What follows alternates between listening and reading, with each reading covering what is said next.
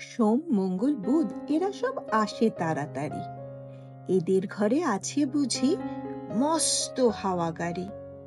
রবিবার সে কেন মাগো এমন দেরি করে? ধীরে ধীরে পৌঁছো এসে সকল বাড়ির পরে। আকাশ পারে তার বাড়িটি দূর কি সবার চেয়ে? সে বুঝি মা তোমার মতো গরিব ঘরের মেয়ে? সোম মঙ্গল বুধের খেয়াল থাকবারই জন্যেই। বাড়ি ফেরার দিকে ওদের একটুও মন নেই।